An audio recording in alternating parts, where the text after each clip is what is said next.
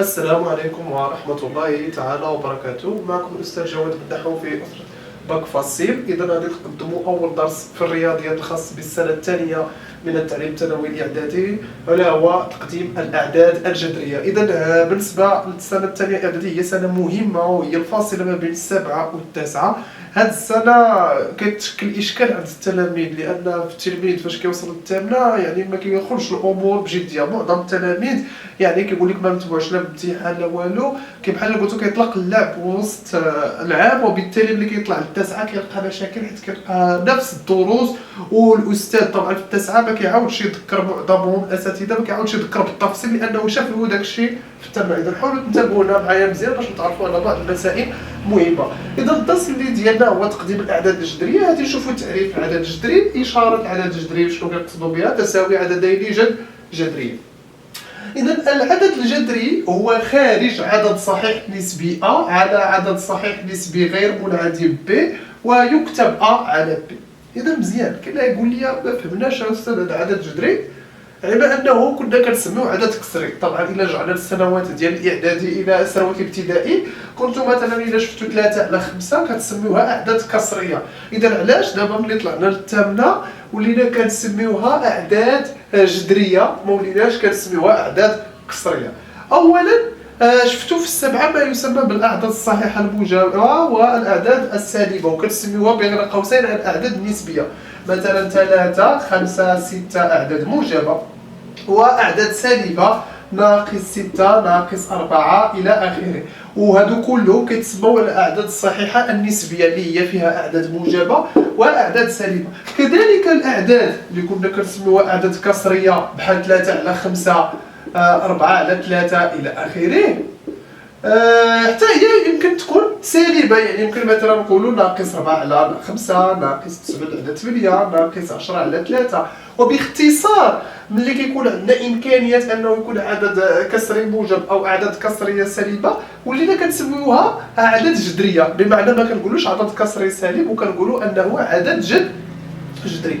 الأعداد الجذرية علاش قلنا هنا على عدد صحيح نسبي غير منعدم؟ حنا كنعرفوا أن الفوق كيتسمى ماذا؟ كيتسمى البسط، والتحت اش كيتسمى المقام. والمقام عمرو ما كيكون صفر، بمعنى هذه الكتابة 7 على 0 لا توجد، 9 على 0 لا توجد. يمكن نقولوا 0 على 8، حيت 0 على 8 هي نيت صفر. وإذا وبالتالي هنا جات كلمة أعداد جذرية. يعني من هنا لقدام إلا كتشوفوا عدد جذري فإنه يمكن أن يكون فيه بسط ومقام، وكذلك يمكن أن يكون موجبا وسالبا. ما ننساوش أنه مثلا إلا شفنا 4 فإن 4 كذلك راه تعتبر 4 على 1، يعني 4 على 1 هي 4، وبالتالي يمكن اعتبار هذا كذلك أنه عددا جذريا. مزيان. إذا الآن ننتقلوا نشوفوا ما معنى إشارة عدد جذري. إذا درنا مقدمة باش تعرفوا بعدا كلمة جذري، ما تبقاش عندكم ديك علامة استفهام في الرؤوس ديالكم تقولوا شنو هو عدد جذري وتعقدوا المسائل. بالنسبة لإشارة عدد جذري، ملي كنهضروا على كلمة إشارة يعني متى يكون موجبا ومتى يكون سالبا. مثلا أنا جيت وحطيت لك ناقص 7 على 9، إذا وقلت لك ما هي إشارة هذا العدد الجذري؟ خاصك تجاوبني بجوج كلمات، تقول لي واش موجب ولا واش سالب. إذا حنا خصنا ننتبهوا هنا لبعض المسائل مهمة. ملي كتكون عندي إشارة ناقص مرة واحدة فإنه يعتبر عددا سالبا. يقدر مثلا الناقص يكون هو هكا بهذا الشكل على 9، أو 7 على ناقص 9، أو ناقص 7 على 9. جميع هذه الكتابات أعزائي التلاميذ تعتبر صحيحة. يعني هذا كيعتبر عدد سالب، هذا عدد سالب، هذا عدد سالب، وعندك الحق تدير ناقص الفوق ولا تدير ناقص لتحت ولا تدير ناقص حدا الخط اللي كيفصل بين البسط والمقام. إذا هادو كلهم كيتسموا أعداد سالبة. وإذا إلا بغينا نقولوا أعداد موجبة، يعني ملي ما كتكونش عندنا حتى شي إشارة ناقص بحال هذا الشكل هذا كنقولوا هذا عدد جذري موجب. أو عندما نقول ناقص 7 على ناقص 9، لاحظوا ناقص مرتين، ناقص مع الناقص كيعطيني زائد. وفي هذه الحالة كنقولوا هذا عدد موجب وهذا كذلك عدد جذري موجب. نتمنى أنكم فهمتوا الفقرة ديال إشارة عدد جذري. نهضروا على الفقرة المهمة متى نقول أن عددين جذريين متساويين؟ مزيان. مثلا انايا جيت وكتبت لك جيت كتبت لك A على B، يعني واحد العدد جذري A على B تقدر تكون 3 على 5 6 على 9 الى اخره. وجيت كتبت لك واحد العدد جذري اخر مثلا C على D. امتى كنقول متى نقول ان A على B كتساوي C على D؟ يسحب راسكم، حيت كاين اللي كيفهمها غلط كيقول لك الا كان هذا الفوق كيساوي الفوق والتحت كيساوي التحت فبالضروره ان هادو متساويين. هذا ماشي حاله عامه، لا.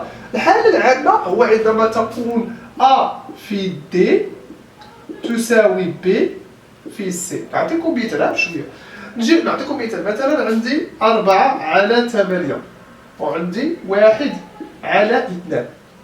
ياك ملي كنتو كتبغيو تقارنوا هادو، الى عقلتوا اعزائي التلاميذ في السنوات الماضيه كنتو كتوحدوا المقامات، يعني انه كتوحد المقام ديال هذا مع هذا وكتقارنوا البسطين الى كنتو عاقلين. ولكن في هذه الحاله انايا بغيت شي تقنيه اخرى تاع المقارنه بلا ما نوحد المقامات.